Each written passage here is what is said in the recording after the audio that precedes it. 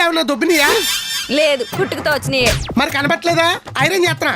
ఆహా, ఏ గోల్డో సిల్వరో చేయాల్సింది, iron cheap కలపా. నువ్వు ఉండవే, పరిస్థితి చూడకుండా పంచలేస్తావు.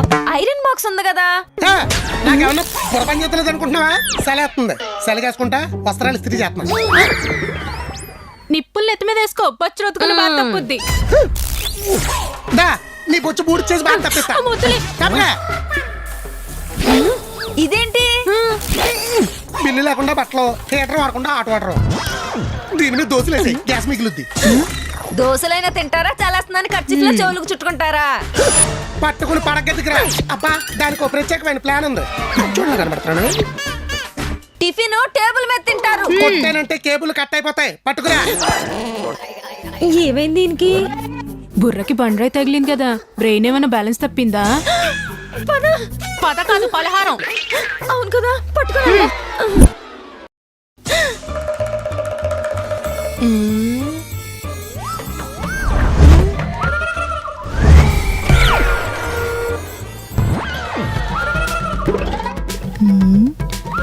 కాళ్ళు పైకి పెట్టేయండి బా, కళ్ళు తిరుగుతాయి. మోకాలతో ఒకటి ఇచ్చానంటే పళ్ళు రాలుతాయి. తింటానని చెప్పి తల్లకిందులుగా ఉంటే ప్లేట్ లో టిఫిన్ కాలుతో తింటారా? కాదు, పెడితే పళ్ళతో నవ్వులుతా. అప్పుడు నవిలింది నశాలానికి వస్తుంది.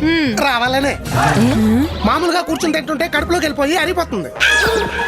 ఆకలిసినప్పుడల్లా తినేస్తే అడ్డంగా పొట్ట వచ్చేస్తుంది. ఇలా ఇండైరెక్ట్ గా తింటే తిన్నదంతా తెలివితేటలుగా మారి డైరెక్ట్ గా తల్లోకి వెళ్ళిపోతాయి. కన్ఫర్మ్ కాయిపోయింది. పోతే పొట్టలో పిచ్చి పిచ్చి వేషాలు వేసారంటే రోడ్లో పచ్చడికి బదులు మిమ్మల్ని వేసి కుమ్ముతా. బెటర్. మిక్సీతో పని ఉండదు, మొదలెట్టే. ఫ్యూజ్ పోయింది, పద. నుంచి తిక్క తిక్కగా చేసి నాకు తిక్క లేపుతున్నాడు.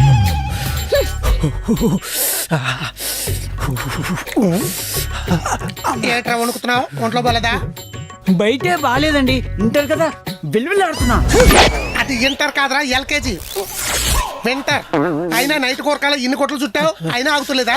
దడకి బాడీ మొత్తం బ్రేక్ డాన్స్ ఆడేస్తుందండి. బట్టలకు బదులు దుప్పట్లు చుట్టుకున్నా కాయలు మాత్రం గచ్చగచ్చలు ఆడేస్తున్నాయండి. తలకాయ, గుండకాయ, కిడ్నీకాయ. ఇంకా ఆపే. చల్లి తగ్గడానికి ఏదైనా సూత్రం చెప్పొచ్చు కదండి. అస్తమానం మూత్రానికి పోవాల్సి వస్తుంది. శరీరానికి శ్రమ లేక చెమట రావట్లేదురా. సూత్రం చెప్పమంటే సుత్తు చెప్తారేంటండి? అయితే సూత్రం చూపిస్తాను పద. మూత్రానికి మాత్రం పోకూడదండి. అస్సలు వెళ్ళం పద. ఇది ఉడికి ఇలా వడపోయిపో. సరిగా వండుకుని తగ్గించమంటే నా వండుకుని కూడా వాడుకుంటారా? దుప్పటి గారు దోలు తీరిపోతుంది.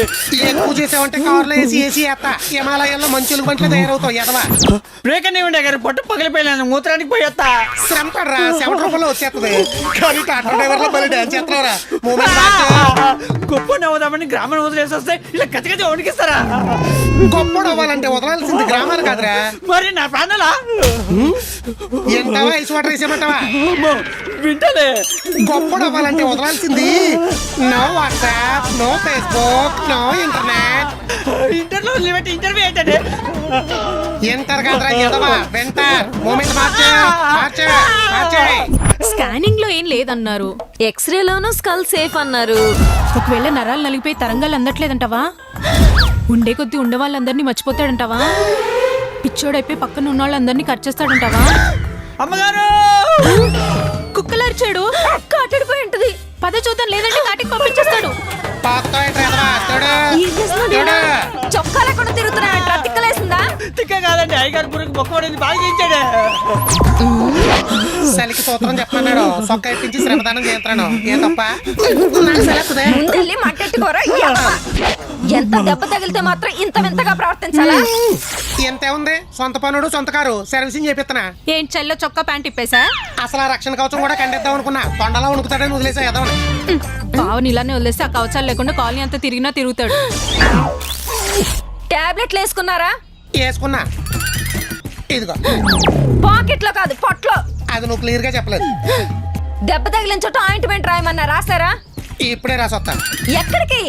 దెబ్బ తగిలిన చోట అంటే బంజారీస్ లో ఉన్నా బండరాయికే కదా, వెళ్ళి రాయికి ఆయింట్మెంట్ రాసొస్తా. దెబ్బ తగిలిన చోట అంటే గుద్దించుకున్న రాయి కాదు, గుద్దుకున్న బుర్రకి. ఇది నువ్వు క్లియర్ గా చెప్పలేదు. కొట్టుకోకు. లైఫ్ లో ఎప్పుడు 2 విషయాల్లో చాలా క్లారిటీగా ఉండాలి. ఎవరికైనా ఏదైనా చెప్పేటప్పుడు, గుడి దగ్గర చెప్పులు ఇప్పేటప్పుడు. చెప్పేటప్పుడు క్లారిటీ లేకపోతే తెప్పలు వస్తాయి, ఇప్పేటప్పుడు క్లారిటీ లేకపోతే చెప్పులు పోతాయి. పోలికింటేనే వికారం వచ్చేస్తుంది కానీ తప్పట్లేదు. నీ హెయిర్ స్టైల్ చూస్తుంటే నాకు వాంతులు వచ్చేస్తున్నాయి కానీ చూడట్లా.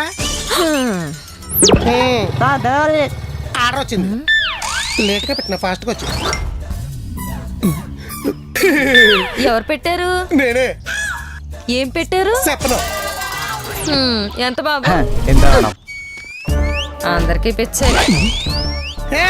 ఎప్పుడు నువ్వే ఇస్తావా? ఈసారి నేను ఇస్తా. పోనీలేండి, నా దగ్గర ఉన్నాయి కదా, నేను ఇస్తాను. నేనే ఇస్తా. అయ్యో నేను ఇస్తానండి. నేను ఇస్తానని చెప్తున్నా. సరే మీరే ఇవ్వండి. ఇదిగో తీసుకో. ఎంతకీ అంత అర్జెంట్ గా ఏం ఆర్డర్ పెట్టారు?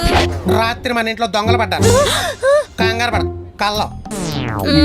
పాపం దోచుకోవడానికి ఏమీ దొరకకపోతే రేపు సేమ్ టైంకి రండి, లాకర్ లో ఉన్న బంగారం తెచ్చి ఇంట్లో పెడతానని చెప్పాను. ఆహా, మళ్ళీ ఇవాళ వస్తారు కదా, కాల్చి పడేద్దామని. ఓరి నీ ప్లాన్ పటాన్ చెరువుకి వెళ్ళా. కళ్ళ వాళ్ళని కాల్చడానికి నిజంగా ఆర్డర్ పెట్టావేట్రా? మరి ఇంట్లో బంగారం ఎత్తుకుపోతుంటే సోత పడుకుంటావా? బంగారం బ్యాంక్ లో ఉంది కదరా, తెచ్చి ఇంట్లో పెడతాను కదా.